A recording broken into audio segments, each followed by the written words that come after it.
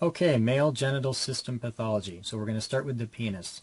The very first disorder is called hypospadias, and this is when the urethra opens on the inferior surface of the penis. The name tells you a lot about this disorder. Hypo means low, so it's on the lower surface of the penis, and it's due to failure of the urethral folds to close. That's particularly high yield for examination purposes. Let's go back and remind ourselves of a little bit of embryology. Remember that you've got this genital tubercle here, which eventually is going to become the glands of the penis or the glands of the clitoris. And then running beneath it, you've got this sort of bulk of tissue called the urethral fold. Now, what happens is that as the penis grows out, so imagine that the penis is coming sort of 3D, as it's coming up and out, this urethral fold is going to seal, it's going to zipper up.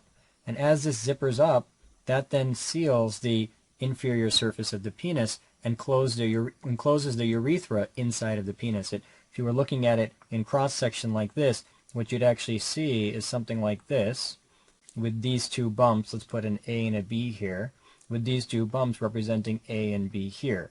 And of course this is the urethra here. And so these are going to seal as the glands up here, as this genital tubercle begins to come up and out. And so these should seal. And if they don't seal, then you can imagine that you'd have a hole on the inferior surface of the penis from which urine would come out, and that is called hypospadias. So that's the first disorder. Again, it's important to know for examination purposes, failure of the urethral folds to close. That's particularly high yield. Now epispadias, epi means on top. And so when you have epispadias, you have an opening of the urethra on the superior surface of the penis. This particular disorder is very rare, much more rare than hypospadias. And in this case, you have an abnormal positioning of the genital tubercle.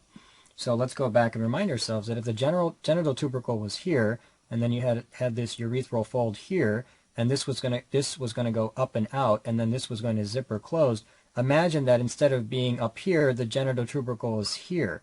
Now, as this grows sort of up and out, this gets dragged along the superior surface, and so now you've got this abnormal opening on the superior surface of the penis. And epi, again, very straightforward. Epi means on top, so it's going to be on the superior surface. And this would be due to abnormal positioning of the genital tubercle. So that's a little bit of embryology, but again, examiners love to go after that because that's a great way to test embryology. It's also associated with something called bladder exstrophy. And bladder exstrophy is when you have opening of the anterior wall of the abdomen at the lower portion above the bladder, such that the bladder wall is also not formed properly, and you get complete exposure of the bladder wall as well. And that's called bladder exstrophy. The next disorder is condyloma. We're well aware of condyloma from our discussions of the female genital tract. So you can also get a condyloma on the male tract, and just as it would be on the female tract, it's due to HPV 6 and 11. And in the same way, whenever you have HPV infection, that's always characterized by coilocytic change. This is the exact same picture that I showed you in the female genital section, and basically I was trying to show you these raisin-appearing nuclei, which indicate coilocytic change, and that's again a hallmark of HPV infection. Lymphogranuloma venereum is a necrotizing granulomatous inflammation of the inguinal lymphatics and the lymph nodes. It's a sexually transmitted disease caused by chlamydia trachomatis, in particular serotypes L1 to L3. Let's just go back and remind ourselves that chlamydia is an obligate intracellular organism. That's not hard to remember because the chlamys, which the word chlamydia comes from, the chlamys is the name of the cloak that was worn by men in ancient Greece. And so it's as if these bugs are cloaked by the cells in which they grow. So anyway, chlamydia is an obligate intracellular organism because it can't make ATP. It needs to steal ATP from the cell, so it can only grow inside another cell. That's important because when you think about how you're going to make a diagnosis, you need to grow the bug in another cell. So you can grow it in tissue culture of cells, or you can grow it in chick embryo cells, etc. It enters mucosal surfaces, generally speaking, chlamydia enters mucosal surfaces as elementary bodies, and then they replicate into something called reticulate bodies, which are then released as more elementary bodies, which can then infect again.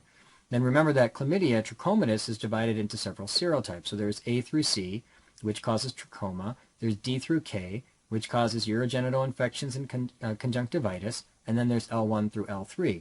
And L1 to L3, as we're talking about here, that causes lymphogranuloma venereum.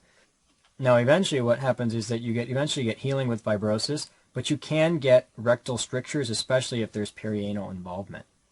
Squamous cell carcinoma of the penis is a malignant proliferation of squamous cells of the penile skin. The risk factors are going to be the same standard risk factors, in particular high-risk HPV. 16, 18, 31, 33, those are your high-risk HPVs. Two-thirds of squamous cell carcinoma of the penis is due to high-risk HPV.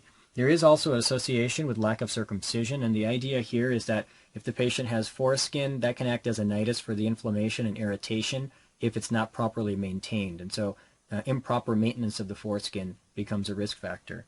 Now, there are some precursor lesions to squamous cell carcinoma that are high yield for exams. The first is called Bowen disease, and the way this presents is in situ carcinoma. All right, so these are precursor lesions, so they're going to be in situ carcinoma. So you have in situ carcinoma that presents as leukoplakia, or a white plaque on the shaft of the penis, and that's called Bowen's disease. So you would do a biopsy and you would see malignant cells that have not yet invaded the basement membrane, and that histology is important as well. Erythroplasia of Kuert.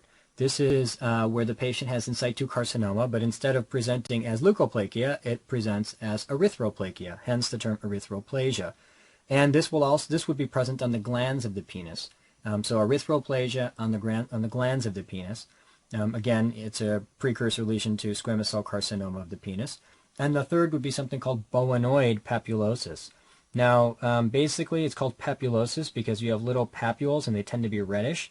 And it's called Bowenoid because, like Bowen's disease, there's in situ carcinoma. However, it's not true Bowen's disease because in Bowen's disease, that in situ carcinoma would invade. However, this usually does not progress to invasion. So it's Bowenoid. It's like Bowen, but it doesn't progress to invasion.